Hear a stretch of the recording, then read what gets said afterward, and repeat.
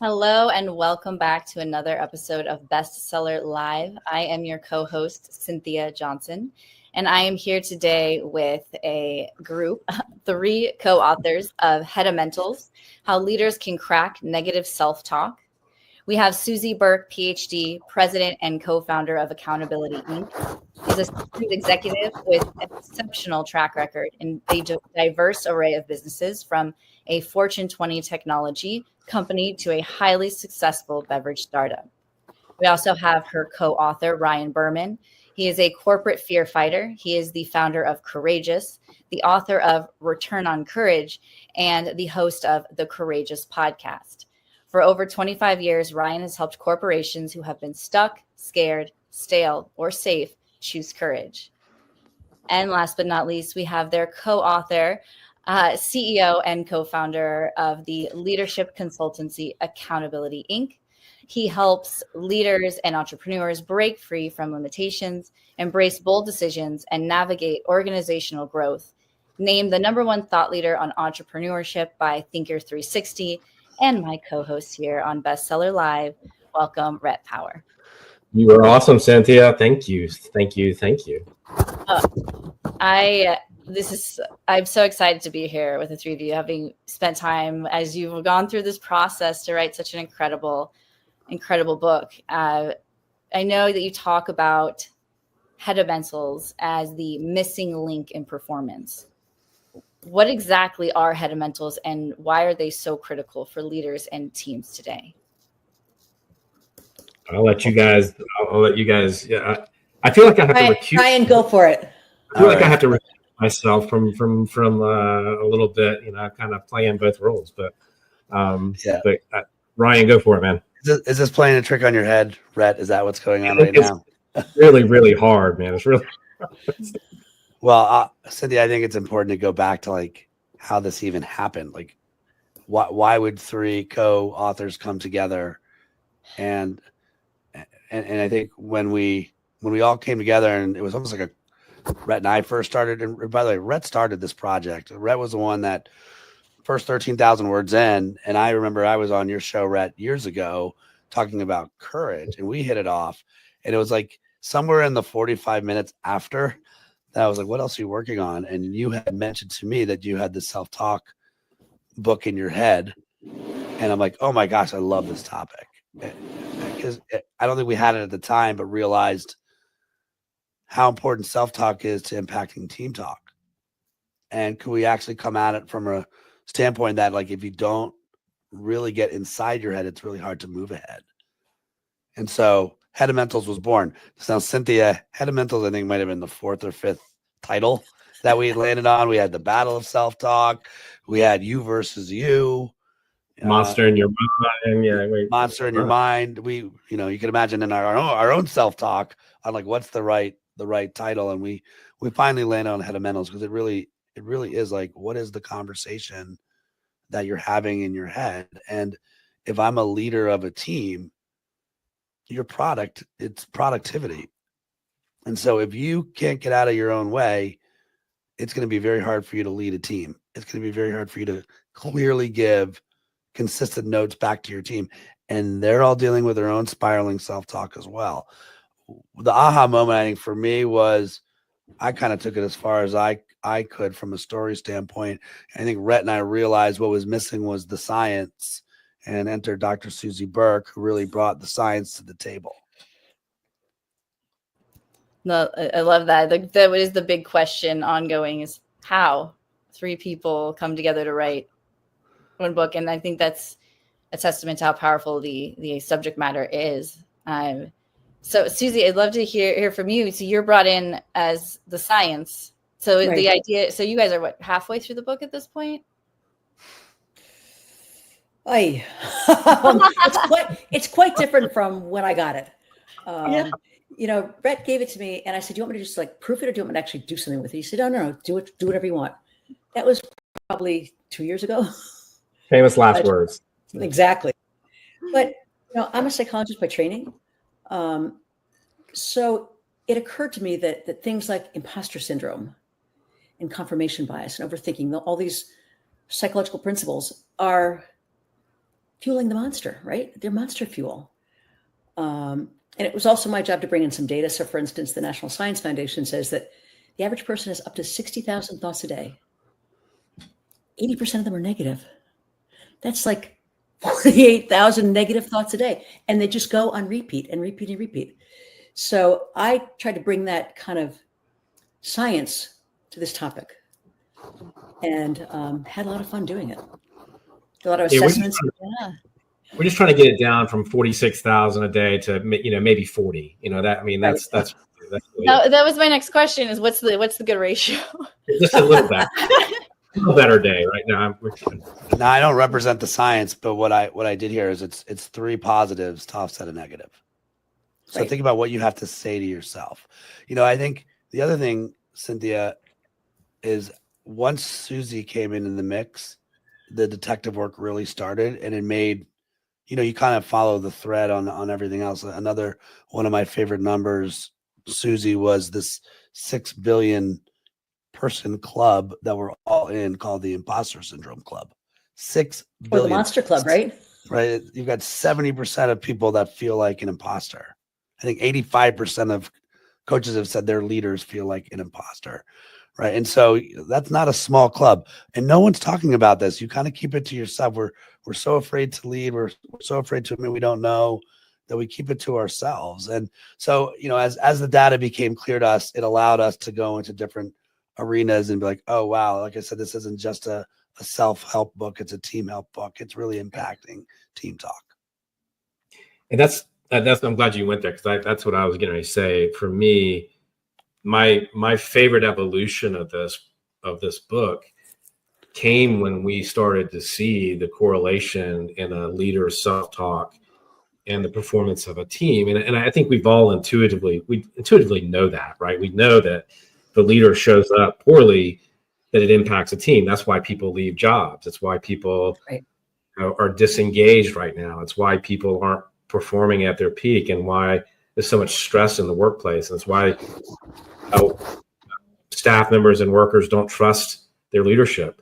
And that's where that all shows up. And it was just great to really start when we got focused in on this and dialed in, that we got to that point in this book, because I think that is one of the sort of key things that I think one of the key things that why this book is important is, there have been a lot of books that dealt with self-talk, but I don't think anybody's really ever dived in or dove in or whatever that is. I can't speak English, but I don't think anybody's ever really gone deep into how that impacts a team and how a leader's self-talk impacts a team. Yeah, and definitely not from the variety of perspectives. It is actually very interesting when you transition from self-talk to team talk, right? It's that broader perspective. I'm curious, how does it go from personal, right, like self-talk to team talk? Yeah, great question. So if I walk into a meeting and I'm doubting myself, I'm thinking, am I suited? Can I lead this team? Can I bring this turnaround to bear? This is a thing called cognitive contagion, right? If I'm doubting myself, it spreads like a virus. People feel it, they sense it. And if I'm holding back, that's what they're seeing, because they're looking at me to show them how to behave. If I'm afraid, if I'm timid, they're going to be too. They're going to be too. When was the last time you were in a room with someone and it's like, oh, you can sense their self-doubt? Their self-doubt turns into team doubt. We are feelers, and that energy is real. I think it still starts with, hey, everyone has to do the work. Like, you have to do the work on yourself and realize like how your self-talk gets you, like what does your monster fuel on, as we like to call it. But one of the big aha moments, Cynthia, that I had on this journey was, wow, the only way you can ever fully be yourself is when you realize there's 2 of you in there. There's like this monster that's trying to like tell you all the things you shouldn't do, or what, it's like it actually is just trying to keep you safe, but that's another conversation for another time. But there's another voice in there that we call the Maverick. And what we don't do is usually separate out the two. And if that's the case, and we've built this muscle where we're saying negative stuff to ourselves all the time. I mean, the things we say to ourselves, you would never say to most other people. And if you are, bravo, by the way, well done. But for most of us, like the way you talk to yourself, right? Those negative thoughts, it is spiraling to you. So how do you get out of that and like actually bring the positive side? That's the Maverick, is like, no, we're going to do this anyway. You know, I've got a client who talks about his reptilian brain. And the reality is that this is evolutionary. Our minds we are trained through hundreds of thousands of years to be on alert for danger, not growth, not opportunity, but fear. Because thousands of years ago, that was survival. And we haven't evolved to realize that that's not the case anymore for most of us. And the thing is, like this, the reason we put cracking self-talk on the cover, to your point, Suzy, and to your point, Ryan, because what we often realize in this process is that you can't conquer. We had a subtitle at some point that said "conquer," and we thought about that really deeply. Yeah. And we said, you can't conquer this, right? You have to have a better relationship with that monster, or with that inner voice, and it's almost like you have to retrain it, right? You almost have to. We have something we call the 3C method. But you have to learn to spot it when it's doing you a disservice. You have to learn how to spot that and stop and reframe things. And it's really, really important to know that you're never going to stop all of this negative self-talk, but you can change the tone of that conversation. You can change the conversation, and you can have a better relationship and a better conversation, right? You can push back on that negative self-talk. You can push back on it, because it's usually a one-way conversation. You need to make it a two-way conversation. To Rhett's point, the interesting thing is I had a great conversation this afternoon with someone. A lot of that negative self-talk comes from when we were kids. If you raised your hand in class and people made fun of you, and you're thinking about, are you going to speak up at a meeting? There's a voice in there from 20, 30, 40 years ago that says, don't do it, don't dare. If you failed at something and your parents stopped talking to you for a while, you don't take risks. And think about it. Yeah, go ahead. I think our 3C method gives you a way to say, wait a minute, is that true today? Or is that a tape that I made 20 years ago that I need to just tear out of the box and throw it away? And think about the fear in the workplace today, right? I mean, that's doubly, like we've almost doubled down on that fear, on that voice that says, don't speak up, don't stick your neck out, don't take a chance, don't take a risk, don't say that. Right. I mean, it's pretty tough out there right now. Yeah. And I'm glad that you brought up the framework, because it is tough. And my next question is, how do I apply this? So I go to my manager and say, look, your self-talk is hurting me. How? So give them a copy of Headamentals. I mean, you kind of joke, but like, look, that's not like the amount of lip biting is real. Like, so, when you have a business called Courageous, it's the same thing. People are afraid to speak up. They're afraid to have the conversation. And it's sort of a shame that it comes off as a self-promotion to be like, gift the book. But usually when you're gifting knowledge to somebody, the first thing they're doing, okay, why do you want me to like, what's going on here? There's a conversation behind this, whether it's about courageousness or it's about your self-talk. And again, I think it does create the conditions for the conversation that you need to have next. One of my favorite components of the story, and I've learned so much from my co-authors, Suzy always says, you don't have a fixed mindset, right? Your mind is, you can program it and you're the programmer. Again, it starts with you. It starts with you putting in the work to unwind whatever happened to you. Because we're like all little boys and girls trapped in these adult bodies, yep. Right? And then you can pass go on those things and you can move forward. And now I'm not slowed down by that little voice that's telling me I can't. The Maverick's actually going, oh, I'm spotting that moment. I'm catching that self-talk. I'm confronting that self-talk. Now I'm going to change it. Yeah. Well said. Simple, but not easy. It takes work. Yeah. It takes it almost feels like courage to look inside of yourself. Please go on. And discipline to act on what you find. And then the 3 C's.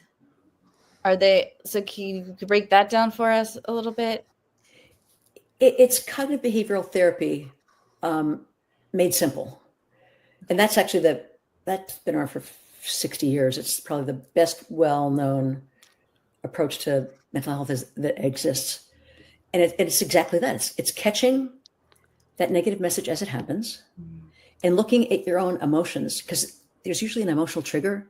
Your stomach gets tight, your shoulders get tight, you clinch up, tells you something's going on with you. So you catch it and you have to interrogate it. Is this real today? Is it still true? Or is that leftover tape from when I was a kid? Okay, it's not true today. It's not real. I'm going to reframe that message. And instead of saying, I'm afraid, I'm going to say, you know what? I can do it. I can do it. The way the book rolls out, Cynthia, you've got 4 parts. You've got, not surprising, we've started with the problem. Like, there's a monster in there and it's really good at what it does. And then what do you do about it? Then we get into the process, which is the 3 C's. How do you catch it? Right. And for those who are poker players, if you can't spot the sucker, you are the sucker. Like, you actually have to catch your own self-talk and how you're slipping and how it's slowing you down. Then you confront it and you got a path to changing it. And we realize, as Suzy said, easy to talk about, hard to do. So the entire third part of the book is the practice. I think the reason we like the name Headamentals is, like, imagine us coming into your organization. We're going to serve up 10 Headamentals. There are 10 real life scenarios that are happening at your work. You feel like someone's coming for your job. You're going to get passed over for a promotion. What does that do to your mind? How does that slow you down? How do you get over that? How do you stay yourself through that? So the practice are those Headamentals. There's also little saboteurs that we've talked about. The always writer that shows up, the should'er that always shows up, right? And that's all part of that third part of the book. And then the fourth is what we're calling the plutonium. And as we followed the thread, that's when we realized, wow, this is a way bigger story than just my own self-talk. If I'm leading a team, what we call the plutonium, and that's the team talk. It shifts from you've done the work. Now let's come together and talk about this as a team and be like, oh, that's interesting. That's when my always writer shows up and I get triggered. Yeah. Now that I know that, how can I shrink that a little bit so we can move forward as a team? Yeah. What's interesting hearing you talk is you're talking about mental health and sort of classical, traditional, I'm not sure what the correct terminology is there, ways of dealing with it. But then also the fact that our own mental well-being bleeds into the people around us. So teams and whatnot. So I'm curious if you have an example of when changing the negative self-talk actually led to a breakthrough in team performance. Yeah, I'll give you an example. Suzy and I were working with a client a few weeks ago, and I just did a follow-up yesterday with this. I haven't talked to Suzy about that yet, but the manager and her assistant came into the meeting really negatively and really down on themselves, down on the team. They had gotten some engagement feedback that wasn't great. I think there were some other things that they'd gotten some feedback from one of their customers that wasn't great. And sort of everything sort of hit at the same time. And this has been building for a little while, but I think the frustration was really sort of showing through. And the team talk at that table was about how they were the bottom of the rung of the organization. They were the worst team, the worst performing team. Nobody likes us. I mean, it kept going and going and going, and you saw it on the team's faces, and the result was a few people left in the last couple of days. 4, in fact. Yeah, the company. Yeah. Great. Yeah. Oh. And that wasn't a bad thing. Those people actually weren't helpful to to the team performance, but the managers weren't helping either, right? And instead of a different conversation and framing these challenges and these opportunities to improve as opportunities, they were framed as negative, right? So, that makes our job as coaches pretty interesting, because now we've got to coach around that. We've got to coach them on how they show up really has impacted the team for a long time. So it manifests itself like that, I think, over and over and over again in businesses every day. I mean, that's not the first time I've seen that, but that's an example from in the last week and a half of just working with organizations like the three of us do. And I mean, I'm sure you guys have examples of that too, where it shows up and it's present and it does matter.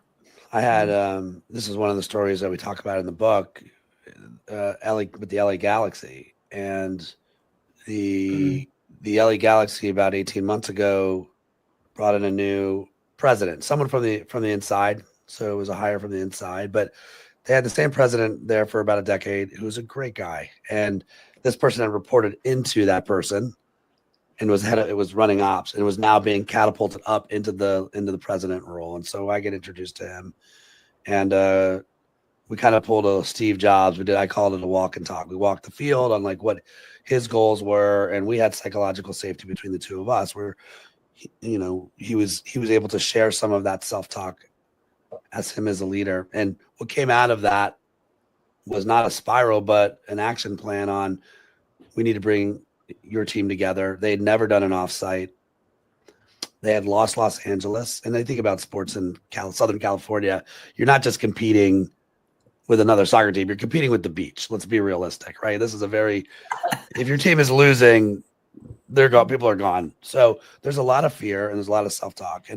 But not only that, they had lost LA to LAFC, another team, the neighborhood rival. And so we had decided to come up with a concept of fight for the fan. And that became sort of what we called their shared quest. Had our offsite. Tom was very vulnerable. Tom Braun is his name. He's in the book. First year as a president. And with a Sherpa by his side, we asked the team, who thinks we lost LA to another team? And I think 90% of hands went up. And so everyone knows the conversations. Usually the team knows the conversation. They're just afraid to have it with the leader. And so when the leader creates that opportunity to get out of the self-talk and make it a team talk thing, suddenly we can get over, okay, now what do we need to do? How do we address this? How do we win LA back, which was where Fight for the Fan came back? We knew that we couldn't control everything, every waking moment that's happening on the field. That's actually the coach's job. But us as a business team, what are we going to do to make sure the fan wants to come back and we win them back over? Now, it didn't hurt that year the Galaxy did win it all. That's always a nice thing, by the way. It's a good case study. Mm-hmm. But I commend Tom for taking something that he was afraid of, his self-talk, and turning it into team talk. And then let's have that conversation and put an action plan in place from there. You might have asked a question. Can I jump in? Please go ahead. I'd like us to talk about, I think one of the important things is this is a sensitive topic, right? When you're talking about somebody else's inner dialogue and their self-talk, I think it's a pretty personal thing, and it's a pretty thing that you probably are a little bit fearful of, a little bit scared of sharing with other people. And one of the things that we struggle with, and I want us to answer this question for the HR leader or the CEO or the manager that's listening to this and watching this and says, okay, this sounds great. I know this is happening in my organization, but how in the world do I introduce this really personal thing? I mean, because it seems, you might get in trouble if I say, hey, you have a problem with your self-talk. Here, read this book. How do we do that? How do we introduce that topic? Anybody got any ideas? Well, Suzy, cut me off if you feel differently. This is why I've always liked, it's like when a company called Courageous and a company called Accountability walk into a business and and together we're kind of locking arms and going, okay, like the amount of times I've said you can't be courageous if you're cloudy. You know, we talk a lot about our true north in business. Can you see a North Star on a cloudy night?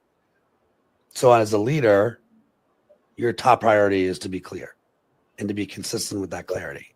So if we can help you get clear, and by the way, that is addressing the conversations you're not addressing. It starts with that. There is no courage without action.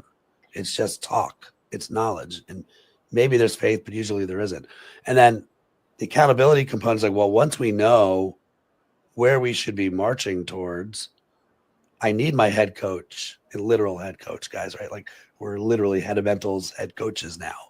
And we need someone that's going to hold us accountable to like, did we do what we said we were going to do?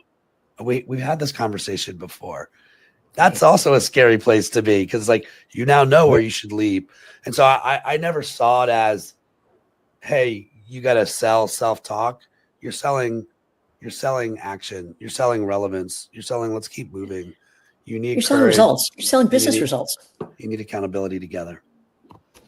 Yeah, I almost think you have once you realize this, I think when people read this and they understand it, I think you almost have an obligation to share it with everybody else. I mean, as a leader, I mean, if I'm a co-founder or a founder of a business and I read this book, I got to bring it to my teams. I almost feel like it obligates you to. Cynthia and Rhett, I want to give you guys some props. Like in the open, you had like this panoply of people, of leaders talking about like these little bites. And one of them said, like, I wish I would have known that. And it reminds me of David Lawler, who's president of Kellanova Europe. He gave us a testimonial for the book. He's like, this is the book I wish I had 20 years ago. Like all of the stuff here, this is the guy that's in the seat now. He's running Kellanova in Europe. And even he is saying, to Suzy's point, the science, I would love to see you break him down, Suzy, by the way. But like, right, like this is stuff that was never totally addressed along his journey as he's being elevated through the organization. And here he is. I think we all feel that. And because imposter syndrome is so pervasive, 71% of people in America, more if you're a high performer, everyone has these self-doubts that emanate from years ago. And to leave them in the dark has a huge impact on your productivity, your happiness, your engagement at work. It touches everything when you're always thinking, am I good enough? Can I measure up? Do I belong here? That's just really devastating to be struggling with those thoughts every day. Yeah. And you see it on people. Absolutely. Right? We pretend that we don't because it's the polite thing to do or the political thing. I don't know. And it's clear. And to the point, I wish I had this book. Yeah. I wish I had this. I can think back in several circumstances or situations, and not even just at work, you guys. I'm thinking like, of course, at school, at home. Maybe my mom could have read it a couple times. Like I'm a mom now. I'm sure I could read it, but yeah, it's also really well thought out, knowing that Rhett had this idea, then they brought in Ryan, then there's this realization that it needed another layer. And you don't get a lot of books that come packed with perspective like that. And then it wasn't easy. Yeah, it's a terrible business model. Like I think it's a terrible business model if you think about like three heads on a book, but it's kind of what it needed. And I think we all agree that the book is so much better because we've all touched it. Right. And if you can just help one leader get clear, I mean, obviously we want to do more than that, but it does. It starts with you, listener, like going on the journey yourself, getting clear, and then pass it on and see where it takes you. And this was a relay race because it was tag, you're in. Hand off the baton and the next person, brings another element to it. It really was that sort of process. But a lot of work, but a lot of fun. We had a lot of fun doing it. Yeah. Because we learned a lot through the process, Yeah, you're like the three positives to the negative self-talk. How about that? There you go. Yeah. Maybe all three of us to defang the monster. There you go. Well, I am thrilled that this book exists, and I know it's pre-order, but as of October 28th of this year, which I think is a beautiful date, it's my husband's birthday, and I love him, so it feels good for me. Tell us, I know we wanted to do a book giveaway. Is that still possible Okay, right. I'll let you handle the giveaway. Well, I appreciate that.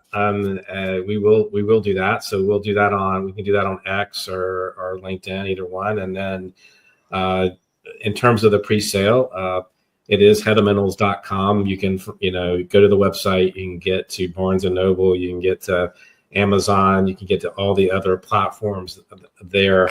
Buy it wherever you buy your books. It'll be in ebook or Kindle format. It'll also have an audio book.